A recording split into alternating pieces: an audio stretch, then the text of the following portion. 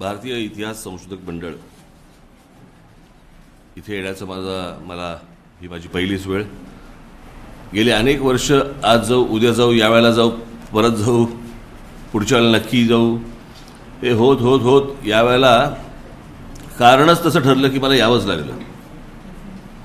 आज हे संपूर्ण मंडळ आणि ह्या सगळ्या हा जो ठेवा आहे हा मला असं वाटतं प्रत्येक भारतीयांनी तो नजरेखालून घातला पाहिजे.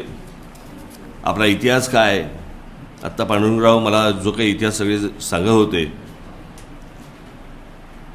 इतक्या हजारो वर्षाचा इतिहास आपल्याकडे असताना, खास करून महाराष्ट्रामध्ये असताना, म्हणजे खरं म्हणायला गेलं तर महाराष्ट्राकडे इतिहास आहे, बाकीच्यांकडे फक्त भूगोल आहे. अमृत नोनी आर्थो प्लस ये एक प्रूवन फॉर्मूला है. इसमें मौजूद नोनी फल के गुण और आयुर्वेदिक जड़ी बूटियां शरीर को जरूरी पोषक तत्व देने के साथ साथ हड्डियों और जोड़ों के घिसने, उनमें होने वाले सूजन और दर्द को रोकने में मदद करता है. दर्द मुक्त जीवन के लिए अमृत नोनी आर्थो प्लस. पण हा इतिहास आपण कशी वाटचाल करत आलो, आपण जर इतिहासाकडे दुर्लक्ष केलं तर भविष्यात त्याचं काय होतं. मी एकदा बाबासाहेब पुरंदरेंकडे मी बसलो असताना बाबासाहेबांनी मला फार छान सांगितलं होतं की मी इतिहास का वाचावा, तर वर्तमानात कसं जगावं आणि भविष्यात कसं जगावं हे इतिहास तुम्हाला समजून सांगत असतो. त्याच्यात केलेल्या चुका ह्या परत करू नयेत, त्याच्यात उभे केलेले आदर्श हे पुढे न्यावेत, आणि या गोष्टींसाठी म्हणून इतिहास आपण, मला असं वाटतं, वाचला पाहिजे. प्रत्येकाने वाचला पाहिजे, खास करून आपल्या महाराष्ट्राचा इतिहास तर नक्कीच वाचला पाहिजे. आज ही सगळी संस्था सगळी पाहत असताना आम्ही सगळ्या संस्थेच्या लोकांना, माझे मित्र प्रदीप रावत, सर्व त्यांचे सहकारी, कुलकर्णी मॅडम आणि इतर सगळेच जण,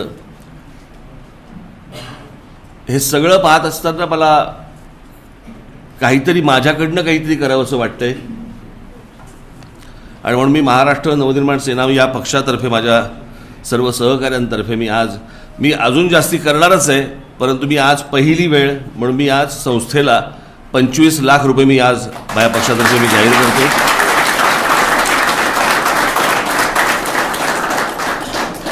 कारण हे वाढलं पाहिजे, हे मोठं झालं पाहिजे, हे वृद्धिंगत झालं पाहिजे, हे लोकांपर्यंत पोहोचलं पाहिजे, भविष्यातल्या येणाऱ्या पिढ्यांपर्यंत हे पोहोचलं पाहिजे. हा काय साधासुद्धा इतिहास नाही आहे. हा नुसतं आपलं छत्रपती शिवाजी महाराज की जय म्हटलं की आम्हाला इतिहास कळला असा तो इतिहास नाही आहे. त्या बाबासाहेबांचं एक व्याख्यान मी ऐकलं होतं, त्याच्यामध्ये फार सुंदर त्यांनी सांगितलं होतं. त्यांच्या एका मित्राला त्यांनी विचारलं की ते, त्यांचे मित्र परदेशी राहायचे, तर त्यांनी असं विचारलं, अरे तुम्हाला इंग्लंडला वगैरे कुठे वगैरे असं तिकडचे जे काही महापुरुष, तिकडचे लढवई जे कोणी होऊन गेले तिकडचे, यांचे काही पुतळे बितळे तुम्हाला काही दिसतात का तिकडे. ते एका माणसाने सांगितलं, मी लक्ष नाही होतं मी काही लक्ष दिलं नाही. दुसऱ्याने सांगितलं की नाही म्हणे, आमच्याकडे तसे काही तिथे परदेशामध्ये तशा प्रकारचे पुतळे वगैरे नाही आहे, विन्स्टन चर्चिलचे असतील किंवा अजून कोणाचे. त्या माणसाने सांगितलेलं वाक्य फार महत्त्वाचं होतं की विन्स्टन चर्चिल असो किंवा तिकडचे महापुरुष इतर जे कोणी असो, ते म्हणत आम्हाला पुतळे उभे करायची गरज नाही, कारण प्रत्येक ब्रिटिश रक्तात ते महापुरुष सामावलेले आहेत. त्याच्यामुळे त्यांचा वेगळा जय जयकार करावा असं काही वाटत नाही आम्हाला. आमच्या अजून रक्तामध्ये शिरायचं आहे, इतिहास शिरायचा आहे, हे महापुरुष शिरायचे आहेत, आम्हाला माहिती नाही आहे. आम्ही आमच्याकडच्या महापुरुषांना जातीत पाहतो आणि जातीतनं आम्ही इतिहास वाचायला सुरुवात करतो. हे आजचा सध्याचं महाराष्ट्राचं राजकारण आहे. असो, त्याच्यावरती मी बाहेर बोलीन, संस्थेत नको. पण मला खरंच आज बलकवडेजी, मला खरंच आनंद झाला या सगळ्या गोष्टी पाहून. हे सगळं विलक्षण आहे, अद्भुत आहे. आणि आज खरं माझं येण्याचं कारण म्हणजे मला मध्यंतरी एक आपण पाहिलंही असेल, कदाचित ऐकलंही असेल, आमचे बाळा नांदगावकर, ही बाबरी मशीद ज्यावेळेला त्याचा ढाचा पडला त्यावेळेला जी सगळी लोक इथून गेले होते, त्याच्यामध्ये बाळा नांदगावकर देखील तिकडे त्याच्यामध्ये होते, कारसेवक म्हणून होते. आणि तो ढाचा पडल्यानंतर तिकडे ज्या विटा होत्या त्यातली एक वीट त्यांनी त्यावेळेला 1-2 विटा मला असं वाटतं त्यांनी ती उचलून तिकडनं घेऊन आले. गेले अनेक वर्ष त्यांच्याकडे त्या होत्या, काल परवाकडे ते माझ्याकडे आले आणि त्यांनी मला सुपूर्द केली. आता मी म्हटलं मी काय करू याचं, पण ती वीट पहा, आपण त्याचं वजन बघा, ती वीट पहा, म्हणजे तुम्हाला साधारणपणे त्यावेळेची स्ट्रक्चर्स कशी उभी राहायची याचा अंदाज आपल्याला येईल. ते काहीतरी एक हातोडा मारला आणि बाबरी मशीद पडली असं नाही येते, त्याला खूप वेळ लागला आहे. कारण कन्स्ट्रक्शन चांगली असायची, आणि कन्स्ट्रक्शन चांगली एवढ्यासाठी असायची कारण टेंडर्स नाही निघायची. जो लोएस्ट आहे त्यांनी मशीद बांधावी वगैरे असं काही व्हायचं नाही तिकडे.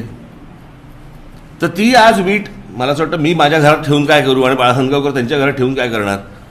आज ती वीट जर इतिहास संशोधक मंडळामध्ये मला ती द्यावीशी वाटते, आणि मी ती देण्यासाठी म्हणून मी आज इथे आलो आहे. आता ती बाबराच्या काळातली आहे का 100 वर्षापूर्वीची आहे, काय तिथल्याच कुठच्या ती कोणी बांधली आहे काही मला माहिती नाही. त्याच्यावर संशोधन होणं गरजेचं आहे. ती कधीची वीट आहे कळणं गरजेचं आहे. त्याच्यावरती जे इतर अभ्यासक असतील त्या अभ्यासकांनी येऊन त्याच्यावरती रिसर्च करणं गरजेचं आहे. आणि त्याच्यासाठी म्हणून एका चांगल्या संस्थेच्या हातात ती वीट जावी असं मला वाटलं, आणि म्हणून मी आज ती देण्यासाठी म्हणून फक्त इथे आज आलो आहे. कुठे आहे ती संस्थेने ही जी वीट आहे ही मी आलो ही स्वीकारावी एवढी एक इच्छा व्यक्त करतो आणि आपली सर्वांची रजा घेतो. धन्यवाद.